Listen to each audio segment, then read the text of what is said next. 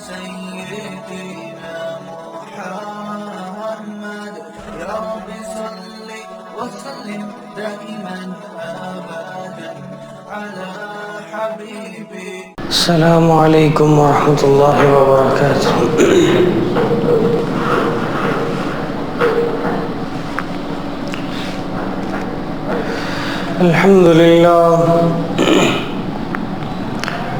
الحمد لله وكفى والصلاة والسلام على سيد الرسل وخاتم الأنبياء.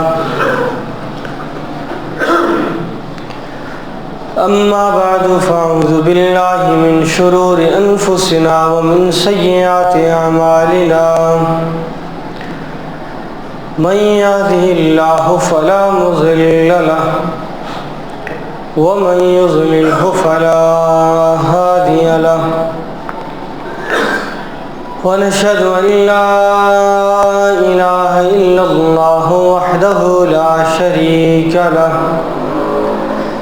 وأشهد أن سيدنا ومولانا وحبيبنا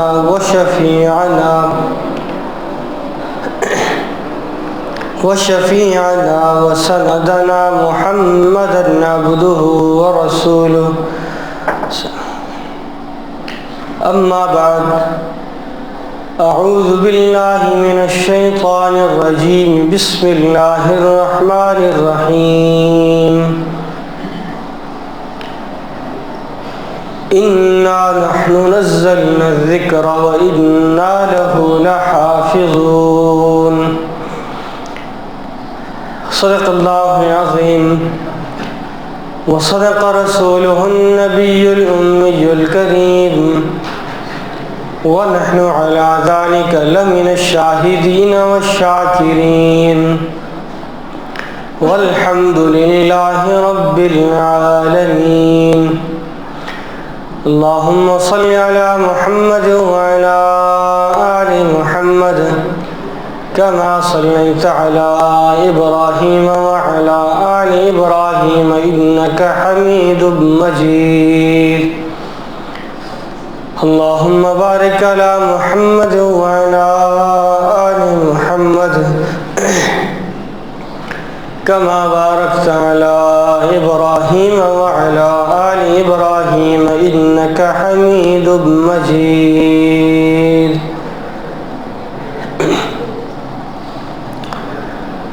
وہ معزز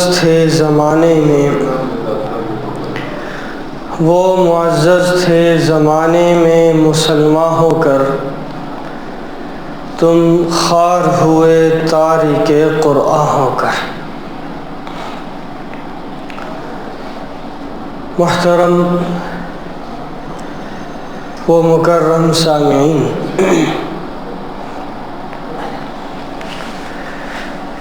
گزشتہ سبق میں قرآن مجید فرقان حمید کی بات کی تھی.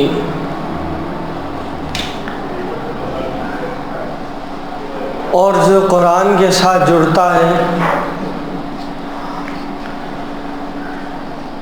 جو قرآن مجید کے ساتھ وابستگی اختیار کرتا ہے، اللہ رب العزت اسے دنیا و آخرت دونوں میں کامیابیاں عطا کرتے ہیں. اس کی تفصیل گزشتہ سبق میں عرض کر چکا. بہت ساری فضیلتیں جو قرآن مجید کے ساتھ وابستگی اختیار کرتے ہیں.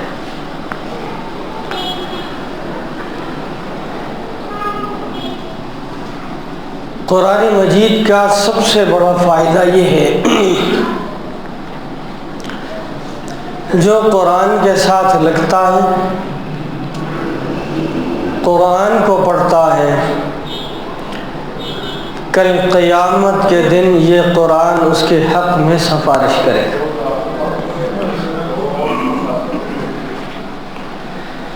یہ وہاں سفارش کرے گا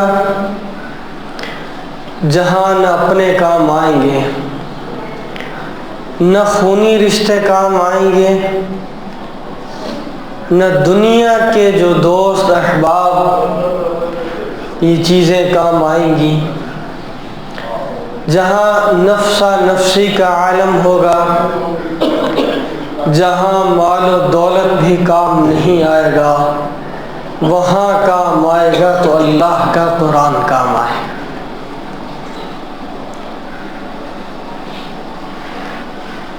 یہ قرآن مجید جواہرات سے بھرا پڑا ہے۔ یہ قرآن مجید زندگی کا سفر سکھاتا ہے۔ یہ قرآن مجید ہر وہ چیز سکھاتا ہے جو انسان کے ضابطۂ حیات میں موجود ہے۔ یہ قرآن ہر اس چیز کا جواب دیتا ہے جو نبی کریم صلی اللہ علیہ وسلم نے کی ہے۔ یہ قرآن مجید ان قوموں کا احوال بتاتا ہے کہ جن کو اللہ رب العزت نے ہدایت کی طرف بلایا اپنے نبی کے ذریعے، پر وہ نہ آئے، ان کو کس طرح عذاب میں مبتلا کیا گیا، یا کس طرح ان قوموں کو اٹھا کر کے اس پوری کی پوری بستی کو پلٹ دیا گیا۔ یہی قرآن بتاتا ہے کہ فرعون کے ساتھ کیا ہوا، یہی قرآن بتاتا ہے حامان کے ساتھ کیا ہوا، یہی قرآن بتاتا ہے قارون کے ساتھ کیا ہوا، یہی قرآن بتاتا ہے کہ انبیاء کرام علیہم الصلاۃ والسلام کے ساتھ ان کی قوموں نے کیا سلوک کیا، اور بدلے میں ان نبیوں نے کیا ان کے ساتھ سلوک کیا۔ ہر ایک چیز اللہ رب العزت نے اس قرآن مجید کے اندر رکھ دی۔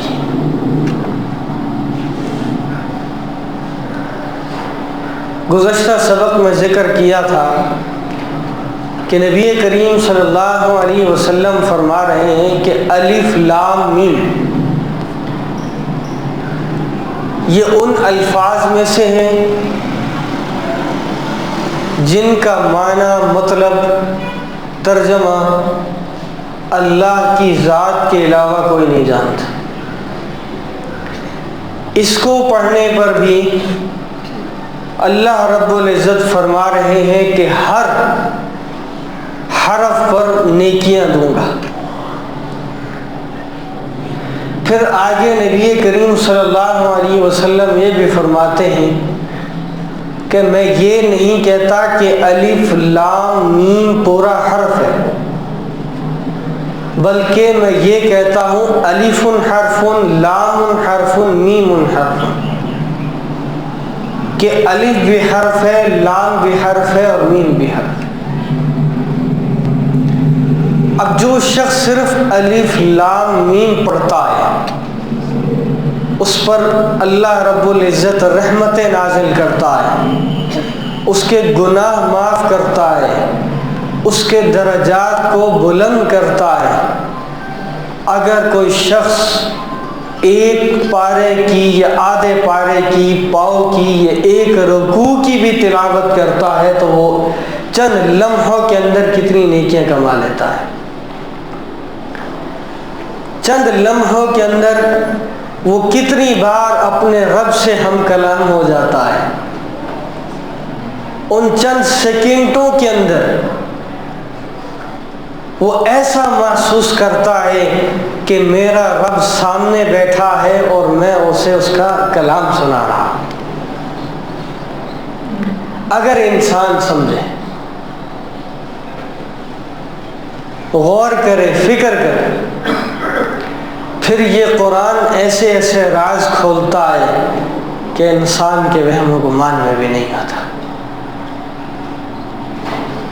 قرآن سے رہنمائی لوگے تو جو راستے بند ہوں گے انشاءاللہ وہ بھی کھل جائیں۔ ہر چیز کا علاج اللہ رب العزت نے اس قرآن مجید کے اندر رکھا ہے۔ شفا دینے والی اللہ کی ذات ہے. دنیا کا کوئی آدمی کسی کو کسی طریقے سے شفا نہیں دے سکتا. اللہ رب العزت فرماتے ہیں کہ جو بیماری نازل کرتا ہوں اس کی دوائی بھی موجود ہوتی ہے. جب تک وہ اسے نہ ملے تب تک وہ صحت یاب نہیں ہو سکتا. ہم نے اس کا علاج کسی نہ کسی طریقے سے رکھا ہے. حضرت موسیٰ علیہ السلام کو کوئی تکلیف ہوئی، بارگاہ الہی میں ہاتھ اٹھائے، یا اللہ یہ تکلیف ہے. وہی نازل ہوئی، فلاں جگہ چلے جاؤ، فلاں پودا کو اٹھاؤ، اس کا ایک پتا کھا لو، انشاءاللہ شفا ہو جائے گی. تشریف لے گئے، جس طرح حکم ہوا تھا وہ لیا، کھا لیا، شفا ہو گئی. کچھ عرصے کے بعد وہی چیز دوبارہ ہو گئی. تو حضرت موسیٰ علیہ السلام اسی پودے کی تلاش میں گئے، اسے تلاش کیا اور کھایا، پر اس بار افاقہ نہیں ہوا. بڑے حیران ہوئے کہ پچھلی دفعہ تو کھایا تھا، یا جو بھی طریقہ استعمال اللہ نے بتایا تھا وہ کیا تھا تو شفا ہو گئی تھی، اب کیوں نہیں؟ ہاتھ اٹھا لی، یا اللہ معذرہ کیا ہے؟ فرمایا موسیٰ اس وقت میرے ذریعے سے اس طرف گئے تھے، شفا دینے والا میں ہوں، پودا نہیں ہے. اب تم براہ راست گئے ہو، ہم نے اس کے اندر شفا نہیں رکھی تھی، اس لیے تمہیں شفا نہیں ملی. اسی لیے جو چیز بھی انسان کرے، ایمان کامل رب کی ذات پر ہونا چاہیے. چاہے تو وہ کینسر جیسی موذی بیماری بھی مٹی کے ایک ذرے سے بھی ختم کر دے، نہ چاہے تو دنیا کا کوئی اسپیشلسٹ ڈاکٹر بھی آ جائے، لاکھوں روپے بھی لگا لو، وہ ختم نہیں ہو. تو یہ قرآن مجید بھی انسان کے لیے روحانی طور پر روحانی شفا ہے. جو انسان اس کو پڑھتا ہے اس کے دل سے نفاق نکلتا ہے، اس کے دل سے غیبت نکلتی ہے، اس کے دل سے دنیا نکل کر رب آتا ہے. فرمایا کہ ایک دل کے اندر دو چیزیں نہیں رہ سکتی، دنیا رہے گی تو رب کا ڈر، خوف، رب کی محبت نکل جائے گی. جب رب کی محبت آئے گی تو دنیا نکل جائے گی. یہ دونوں چیزیں نہیں رہیں گی. آپ ایک چیز ایک وقت میں آپ کے پاس رہے گی. تو یہ قرآن جب انسان اس کی تلاوت کرتا ہے، جب اس میں غرق ہو کر پڑھتا ہے، تو اللہ رب العزت اس کے دل کی صفائی کرنا شروع کر دیتی ہے. سے ہر چیز محسوس ہونا شروع ہو جاتی ہے. پھر ضمیر آواز دیتا ہے کہ بندے تو یہ کام غلط کر رہا ہے. پھر دل خود آواز دیتا ہے کہ یہ جو تو کام کر رہا ہے یہ درست نہیں. نبی کریم صلی اللہ علیہ وسلم نے فرمایا دو چیزیں ایسی ہیں جو کل قیامت کے دن شفاعت کریں گی، ایک روزہ ہے اور ایک قرآن. جس نے ان کو تھام لیا فقط اللہ کی رضا کے لیے، دنیا کو دکھانے کے لیے نہیں، دنیا کے لیے نہیں. لوگ کہیں گے کہ بڑا قاری قرآن ہے، یا لوگ کہیں گے بڑا مفسر قرآن ہے، یا لوگ کہیں گے بڑی خوبصورت آواز میں پڑھتا ہے، دنیا کے لیے کرتا ہے، تو یہی کل قیامت کے دن اٹھا کے اس کے منہ پر دل مارا جائے گا. مسلم شریف کی حدیث ہے، جن سے جہنم کو بھڑکایا جائے گا، جو سب سے پہلے جن کو جہنم میں ڈالا جائے گا ان میں ایک عالم ہوگا، ایک مجاہد ہوگا، ایک سخی ہوگا، ایک مالدار ہوگا. سب سے پوچھا جائے گا تم نے کیا کیا؟ کہیں یا اللہ آپ کے نام پر میں نے سب کچھ کر دیا، آپ کے لیے جان دے دی، آپ کے لیے میں پوری زندگی پڑھاتا رہا، آپ کے لیے میں یہ سارا مال دھن دولت سب کو دیتا رہا، جواب آئے گا نہیں، تم چاہتے تھے دنیا والے مجھے پکاریں، تم چاہتے تھے دنیا میں میرا نام ہو، تم چاہتے تھے دنیا میں میری بلے بلے ہو، جو کچھ کیا اس کا بدلہ دنیا میں دے دیا، یہاں تمہارے پاس کچھ نہیں، فرشتوں پکڑو جکڑو زنجیروں میں باندھو، جہنم میں ڈال کر جہنم کو بھڑکو۔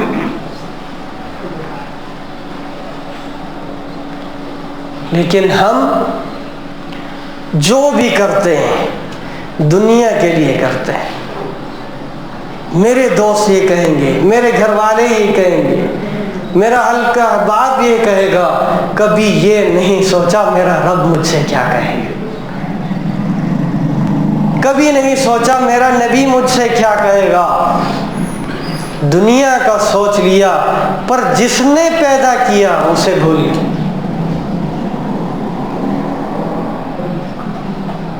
قربان جائیں اس رب کریم کی ذات پر جس نے سوال بھی بتا دی اور ساتھ میں جواب بھی بتا دی کہ لوگوں یہ سوال کروں گا اس کے یہ جواب ہوں گے، اگر نیکیوں والی زندگی اختیار کرو گے تو جواب دے سکو گے، گناہوں والی زندگی اختیار کرو گے تو جواب نہیں دے سکو۔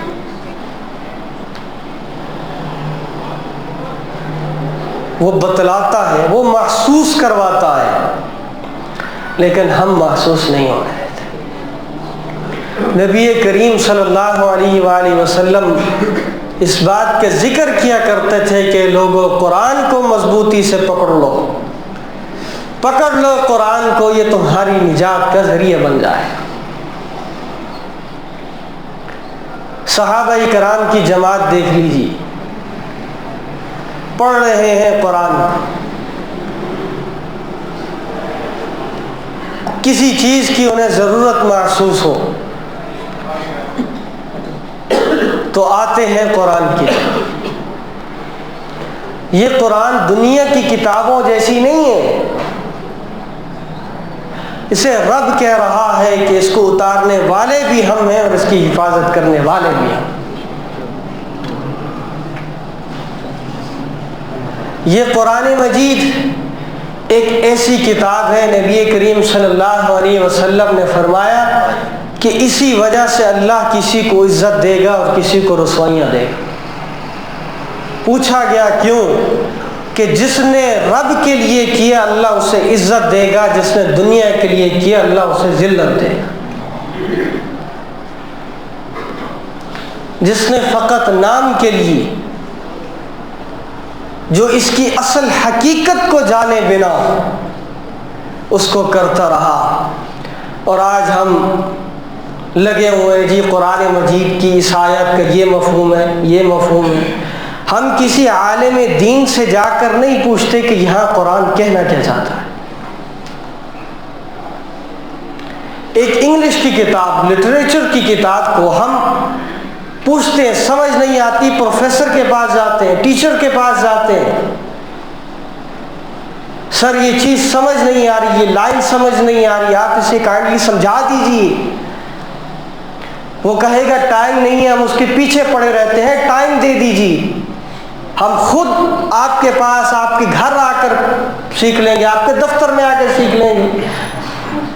لیکن جب خدا کے کلام کی باری آتی ہے، جب نبی کریم صلی اللہ علیہ وسلم کی کتاب کی باری آتی ہے، تو ہم کہتے ہیں ہمارا ذہن یہ کہہ رہا ہے،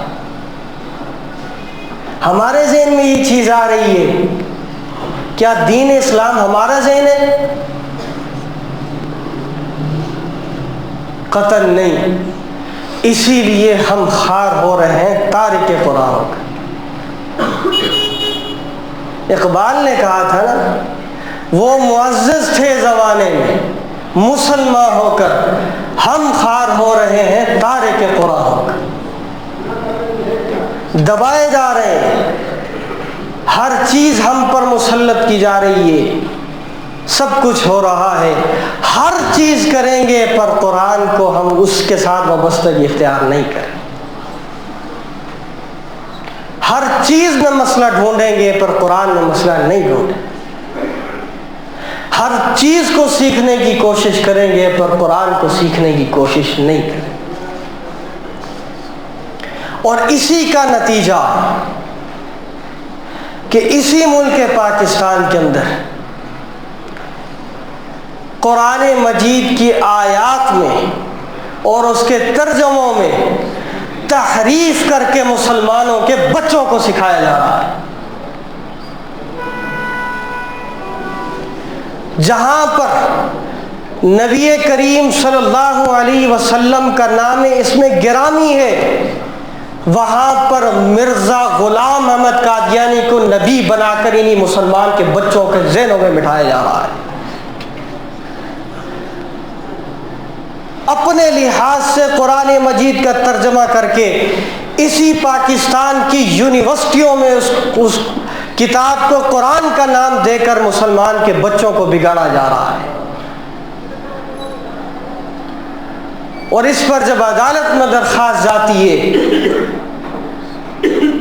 عدالت فیصلہ سناتی ہے، تو گزشتہ دور حکومت کی جو حکومت تھی انہوں نے سپریم کورٹ میں یہ اپیل کی ہوئی تھی کہ اس فیصلے کو خارج کیا جائے۔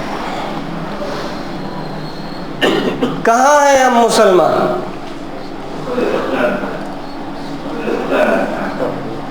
ہم ہر چیز پڑھتے ہیں، انگلش کا بھی یہاں پر ایک لفظ غلط بول دیا جائے 10 آدمی کھڑے ہو سکتے ہیں آپ نے غلط بولا ہے، لیکن جب قرآن کی باری آتی ہے تو قرآن کیا ہمیں کلمہ پڑھنا صحیح نہیں آ رہا تھا۔ کہا کل قیامت کے دن رب نہیں پوچھے گا؟ کل قیامت کے دن ہم سے یہ سوال نہیں ہوگا کہ تم مسلمان تھے، تم سب کچھ کرتے رہے، تمہارے سامنے یہ ہوتا رہا، تم نے کیا کیا؟ تو آئیے آج بھی وقت ہے اس قرآن کے ساتھ وابستہ ہو جائیں تو اللہ رب العزت دنیا و آخرت دونوں کی ہم سب کو عزتیں عطا کرے گا۔